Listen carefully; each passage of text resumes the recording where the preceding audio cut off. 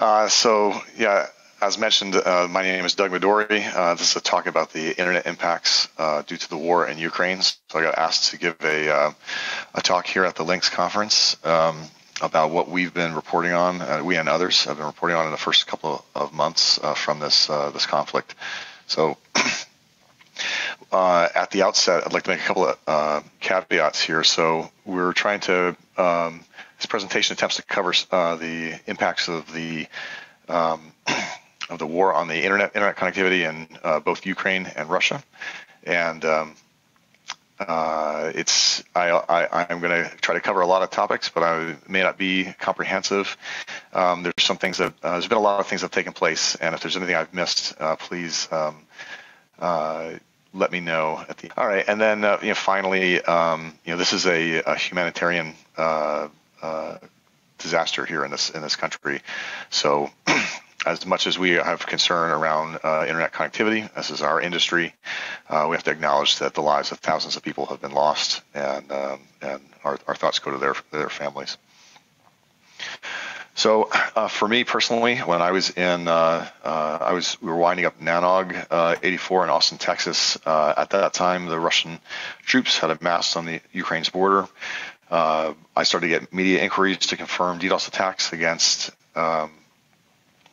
targets in Ukraine.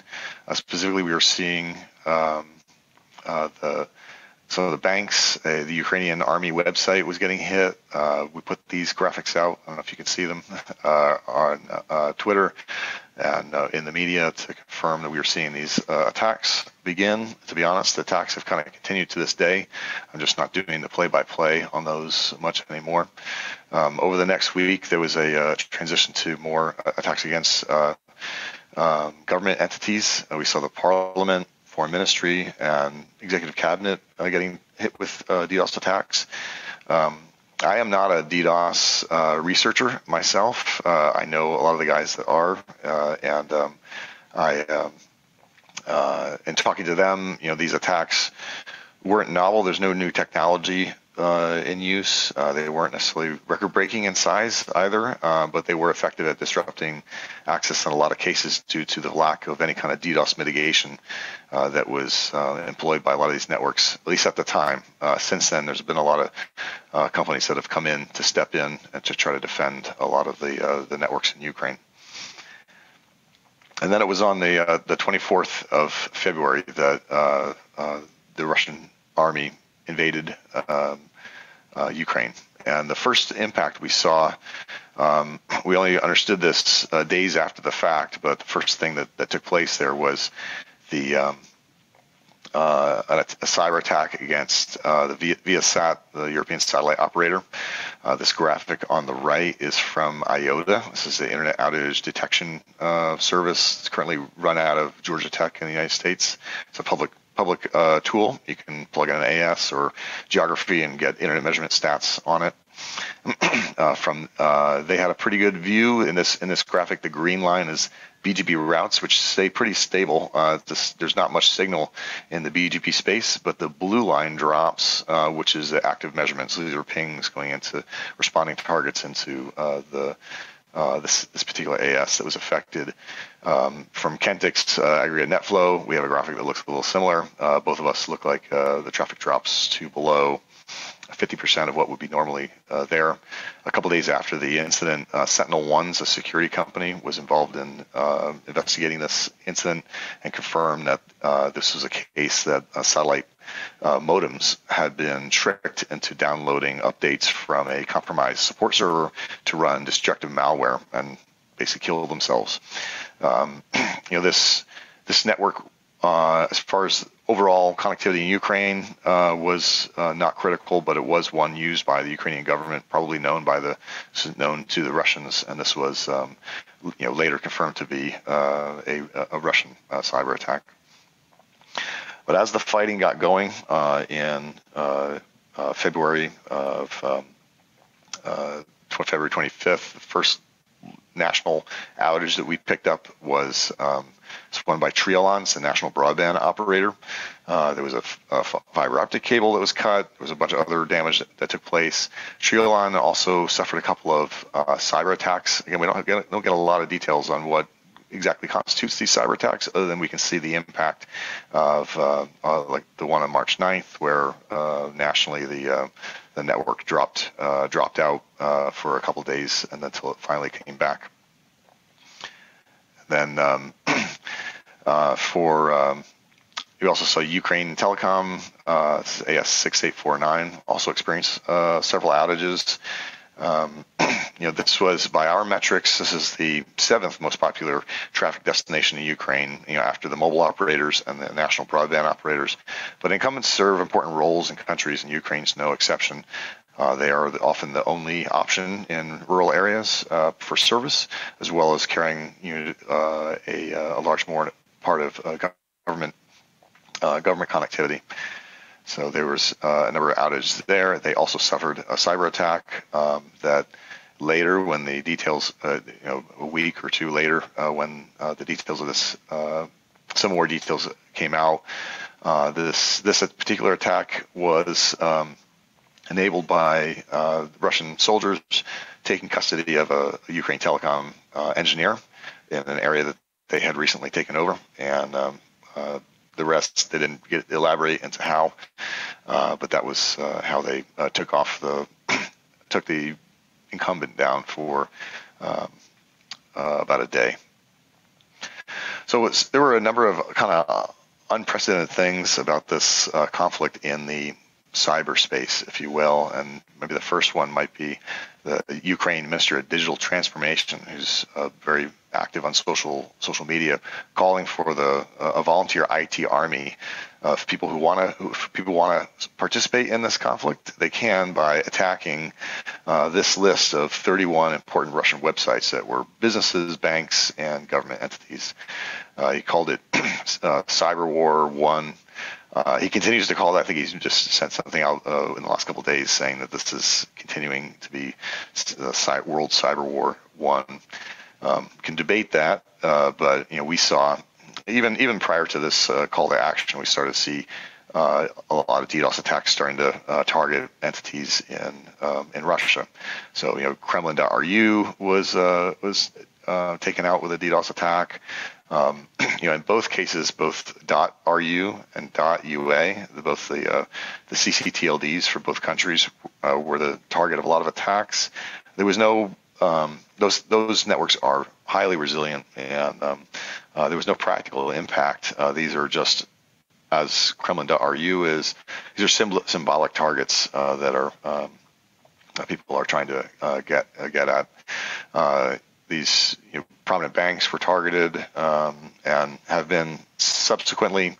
After doing this for the first couple of weeks, I decided I didn't want to reward any punks with who were doing these attacks with any headlines, because some of this was getting picked up in the media. So I've mostly we coordinate privately on these incidents when we see them.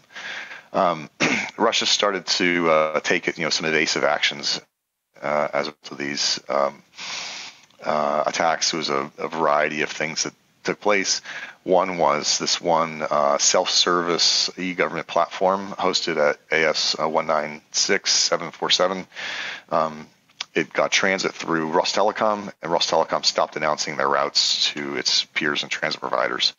And so from the outside, it looks like this network has gone offline. It's still accessible from within Rostelecom's customer cone. So if you were sitting in Azerbaijan on the right carrier, you could still reach this thing. But this is an attempt to try to limit the ability for outside traffic to knock these services off. And then conversely, we saw Mil.ru get restricted to Russian RPs only. Initially, outsiders were getting a 418 teapot error, usually used to signal to a user that they're intentionally getting limited. Then it got shifted to the IP level, and you just couldn't reach these sites from outside Russia. Another thing that was pretty unusual in this case was Ukraine's request that Russia be disconnected from the internet. This is I've covered this. I covered internet impacts from wars for the last 13 years, and I hadn't seen one of these before. The request to ICANN was to shut down root servers, revoke the Russian TLDs, and for RIPE to withdraw the right to use v4, v6 addresses, and to block the root servers that they operate in Russia. Predictably, ICANN and RIPE rejected these requests. But it did spur a reaction that's a fairly controversial idea. So some of the argument against some of these things was that you're going to hurt a lot of people who have no involvement in the conflict. Average Russian citizens should not be the target of these things. They would be affected by those measures if they were to go into place. So Bill Woodcock and some others, in full disclosure, I'm a signatory to this as well. Where the idea is to try to offer up a list of addresses, IP addresses. If you were to wish to block things, how would you block stuff that was just targeted to the government, military, intelligence services, and not and limiting the impact on any collateral damage to civilian access to internet. That's a still continues to be a controversial idea, and if people want to talk about it, I'm happy to talk about it at the end of this talk. So the Russian internet was already experienced censorship in the past, but it's in a completely new state since March. So there is wholesale blocking of internet, independent Russian news and foreign sites. There was centralized throttling of Twitter, and then a lot of decentralized censorship using a variety of technical means. And we know that from this UNI report. So UNI, if you're not familiar with them, this is the Open Observatory for Network Interference associated with the Tor group. And they do a lot of technical analysis of censorship. And they publish a report looking at how different users in different parts of the country were getting blocked. And it really varied, showing that depending on where you were in Russia, where you are in Russia, and what service provider you're using, you may be subject to different technical means of censorship. It also implies that it was a government order, but there's no centralized technical means to implement censorship. It's left to every provider to come up with how they comply with these requirements. And it leads to something like this. So we saw a BGP hijack of Twitter on March 28th, where Twitter was one of the things that the government wanted to have restricted. This Russian telecom RTCom hijacked the /24 belonging to Twitter for about 45 minutes. They ostensibly they're trying to block the traffic internally, just black hole traffic for their customer base. The route leaked out, and interesting, perhaps not coincidental, this was the same prefix that suffered the exact same situations, very similar circumstances to what took place a year prior during the military coup in Myanmar, where, again, a small telecom in Myanmar tried to black hole Twitter traffic within the country, tried to implement this through BGP, and accidentally leaked the same /24 at an exchange in Singapore, knocking out access to Twitter in providers in South Asia and around the world for a limited amount of time. In this case, even though it was the same /24, one of the differences was in the intervening year, Twitter created ROAs for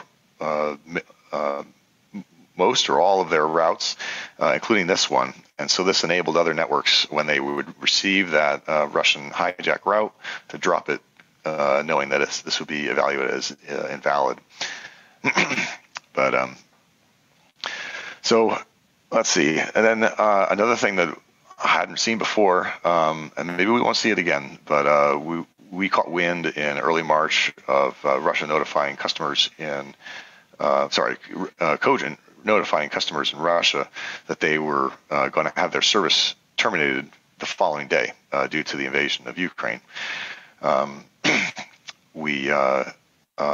Washington Post in the United States caught wind of this. interviewed the CEO of Cogent, who explained the rationale, confirmed the story. The following day, we saw Trans Telecom and VimpelCom, also now known as Vion, get disconnected. Cogent had and has dozens of customers getting backbone transit in Russia. And this one kind of got confusing because VimpelCom was reconnected within a week, and their other major Russian customers, including Rostelecom, were never disconnected, and the story kind of just went away, and there was never much. There wasn't much more in the way of disconnections for Cogent in Russia.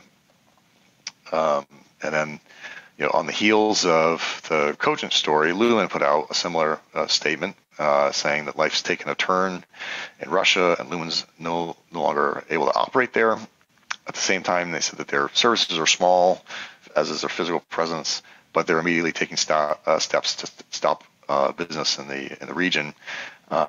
We never saw any disconnections of customers. There was little practical effects of this, and we saw no other backbone providers issue any similar statements. Days after this statement, news media was able to get some more information on this, clarification of the statement that this was just about service that they provided in Russia, and the fact that they provide service to Russian carriers in Frankfurt and Stockholm means that it wasn't subject to this statement. In the end, again, there was little practical effect. So there was a little bit of confusion around this, and I was a part of reporting this story. And then here was a LINX event here, and LINX announced around the same time that they were going to be disconnecting Megaphone and Rostelecom, and which they did. I don't have any inside information, and if someone from LINX wishes to expand upon this decision process at the end of this talk, would love to hear that. In the end, this graph on the right is done by Emil Abin from RIPE. He did a great talk about how Russia is connected to the internet. In it, this graphic is a presentation of trace routes from RIPE Atlas probes going to Megaphone and how they've transitioned at the moment of this disconnection on the 11th of March. The Megaphone is still connected through other means, through AMP6 DKICs, its transit providers, as is Rostelecom. The impact of these events was, I would argue, was kind of negligible. We haven't really seen that much going on there. Russia stayed online despite all these outages. Ukraine has stayed online. At one point, I compiled up all these 30-day look backs to try to look at what's the overall trend here. And these graphs, the one on the top left from IOTA is looking at BGP routes and active measurement, and the other three are traffic based.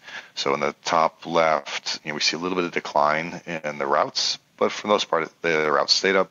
The blue line shows a bit of a decline of things, or fewer things responding to pings. This is likely due to loss of infrastructure due to the fighting. And then the other three, whether it's from Kentik, Google, or Cloudflare, these graphics all show a decline of something in the order of 20 to 30% of traffic, either coming out of or going to Ukraine. And the causes are this country had several million people flee, and that's going to depress the volume of traffic coming out of these countries. There's also infrastructure that's getting broken, and even for the folks who stayed, life is often not the same as what it was prior to the 24th of February, and so that changes internet traffic patterns, and that can be seen in a lot of different metrics. And the fact that Ukraine stayed online in these graphics in the previous slide, it's an important subplot to this overall conflict, because internet connectivity has enabled a lot of things. It enabled the Ukrainian government to get their message out. There's an information warfare game here, and they've been very effective at rallying global support to their cause. There's a lot of Western media or independent media in Ukraine that's been able to use local internet infrastructure to enable their reporting. There's reporters out there filing stories just using their iPhone connecting to the local mobile network. That wouldn't be possible if the services were down. So a lot of the information that we know about this conflict was enabled by the fact that this service stayed up, as well as Ukrainians themselves doing what they can to show what was happening. And certainly during the initial weeks of this war, there was a lot of attention paid to the play-by-play in Ukraine, understanding what was taking place there, and that was enabled by internet connectivity. And the way that stayed online was due to heroic efforts by technicians. Ukraine has got a pretty rich national fiber backbone, but there was a lot of things getting broken during the and continues to get broken during this conflict. And at great risk to themselves, we have a lot of Ukraine has got a lot of technicians that have gone in to repair equipment. And these are some pictures sent out by, I think, Ukraine Telecom, showing their guys going in often just after battles have taken place, again, at great risk to themselves, to repair fiber lines and restore service. I was getting asked a lot by the media what we were seeing. I would see outages, and then I'd see a few hours later the outage would the service would be restored, and an outage, the service restored. And so there was people working very hard to keep the services up. So, in this conflict, we've witnessed a lot of things. Some of these are, new territory. We saw the DDoS attacks. They have kind of continued again to this day. I'm not reporting on all of them, both against Ukraine and Russia. This is probably something that we'll see in high-profile conflicts going forward, where people want to participate. You don't have to be Ukrainian or Russian to launch a DDoS attack against high-profile networks, government, financial institutions, and then the .ru or .ua TLDs. We saw a lot of ISP outages, but these lines have, for the most part, stayed up. Despite some outages, and we've got the heroic technicians to thank. I like to think these are the people in our field. This is the internet industry. That there's heroism in our field. So the amount of broad internet-based media blockage in Russia is on another scale at this point. So it's not there was censorship before, but it's pretty big. It's pretty pervasive now.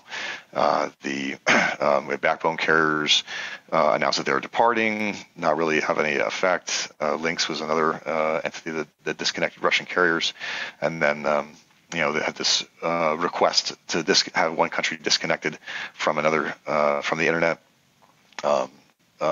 That was rejected, but then there's this idea that again is pretty controversial and is still getting argued and discussed about would you want to, if you were going to do it, could you do it in a way that was limiting the collateral damage to civilian access to information? That's is an open debate. So with that, I'd be happy to take any questions that you have. Right, that's very interesting presentation, Doug. Thank you very much indeed. Thank you. Okay, thanks.